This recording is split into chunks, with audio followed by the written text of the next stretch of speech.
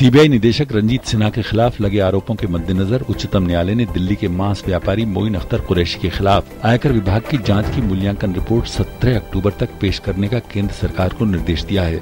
साथ ही इस दौरान कोयला ब्लॉक आवंटन घोटाले मामले में कोई भी क्लोजर रिपोर्ट दायर करने से मना कर दिया है। सर्वोच्च अदालत कोयला ब्लॉक आवंटन घोटाले की जांच से सिन्हा को अलग रखने के निर्देश संबंधी गैर सरकारी संगठन की याचिका पर सुनवाई कर रही थी। बेंगलुरु के डीजे हल्ले स्थित गवर्नमेंट उर्दू स्कूल के 300 से ज्यादा स्कूली बच्चों को अस्पताल में भर्ती कराया गया है। ये बच्चे मिड डे मील का खाना खाकर बीमार पड़ गए हैं। दोपहर में खाना खाने के बाद बच्चों ने उल्टी करना शुरू कर दिया था, जिस कारण उन्हें बोरिंग हॉस्पिटल और डॉक्टर अंबेडकर हॉस्पिटल ले जाया गया। वरिष्ठ पुलिस अधिकारी घटनास्थल पर पहुंचकर मामले की जांच कर रहे हैं। छत्तीसगढ़ के बस्तर जिले के मारडूम थाना क्षेत्र के सीतामेटा के जंगल में शुक्रवार को पुलिस ने 2 नक्सलियों को मुठभेड़ में मार गिराया। गोलीबारी में एक जवान बुद्धदेव साहू शहीद हो गया। पुलिस के विशेष कार्यबल के एक दल की दोपहर जंगल में नक्सलियों से मुठभेड़ हुई।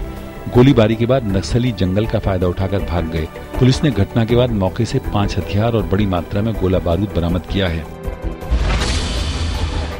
असम में शुक्रवार सुबह शिवसागर जिले में आईईडी के विस्फोट में सेना का एक जवान गंभीर रूप से घायल हो गया। पुलिस के वरिष्ठ अधिकारियों ने बताया कि सपेखाती पुलिस थाने के अंतर्गत खेरबारी में सेना के एक वाहन को लक्ष्य बनाकर आतंकवादियों ने यह हमला किया। ये क्षेत्र नागालैंड और अरुणाचल प्रदेश सीमा के निकट है। कुछ मीडिया खबरों के अनुसार प्रतिबंधित गुट उल्फा ने विस्फोट की जिम्मेदारी ली है। उत्तर प्रदेश के गोरखपुर स्थित बाबा राघवदास मेडिकल कॉलेज में पिछले 24 घंटों में मस्तिष्क ज्वर से पीड़ित 8 और बच्चों की मृत्यु हो जाने से इस जानलेवा बीमारी से मरने वालों की संख्या बढ़कर 359 हो गई है। राघवदास मेडिकल कॉलेज में जिन 8 बच्चों की मृत्यु हुई, इनमें गोरखपुर और महाराजगंज जिले के 2 तथा कुशीनगर, संत कबीर नगर और सिद्धार्थनगर जिले का 1 बच्चा है। आकाशवाणी ने शुक्रवार से हिंदी, मराठी, संस्कृत, डोगरी और नेपाली में समाचार उपलब्ध कराने के लिए निःशुल्क SMS सेवा शुरू की है। नई दिल्ली में आकाशवाणी प्रसारण भवन में इस सेवा का शुभारंभ करते हुए सूचना और प्रसारण मंत्री प्रकाश जावड़ेकर ने कहा कि SMS सेवा से समाचार अब लोगों के मोबाइल फोन पर उपलब्ध होंगे।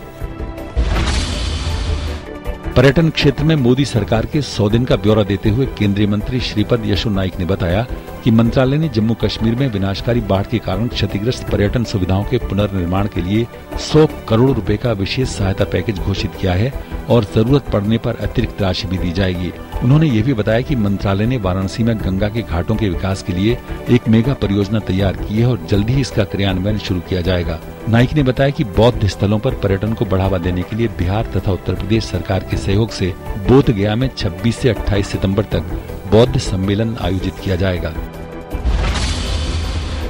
मैंडोलिन वादन को नई ऊंचाइयों पर ले जाने वाले उपलपू श्रीनिवास का शुक्रवार को चेन्नई के एक निजी अस्पताल में लंबी बीमारी के बाद देहांत हो गया। मैंडोलिन श्रीनिवास के नाम से प्रसिद्ध श्रीनिवास दक्षिण भारतीय कर्नाटक शैली के एक प्रसिद्ध मैंडोलिन वादक थे। प्रधानमंत्री नरेंद्र मोदी ने श्रीनिवास के निधन पर गहरा शोक व्यक्त किया है। श्रीनिवास को 1998 में पद्मश्री और 2010 में संगीत नाटक अकादमी पुरस्कार से नवाजा गया था। गुरुवार के उछाल के बाद शुक्रवार को बाजार थका नजर आया। सेंसेक्स 22 अंकों की गिरावट के साथ 27,090 के स्तर पर बंद हुआ। वहीं निफ्टी करीब 7 अंक चढ़कर 8,121 पर बंद हुआ। मिड कैप शेयरों में भी नरमी दिखाई दी, हालांकि स्मॉल कैप शेयरों में अच्छी खरीदारी का रुझान रहा। Capital goods, oil and gas, realty और ऑटो शेयरों की पिटाई से बाजार पर दबाव नजर आया। हालांकि IT, टेक्नोलॉजी और फार्मा शेयरों में खरीदारी देखने को मिली।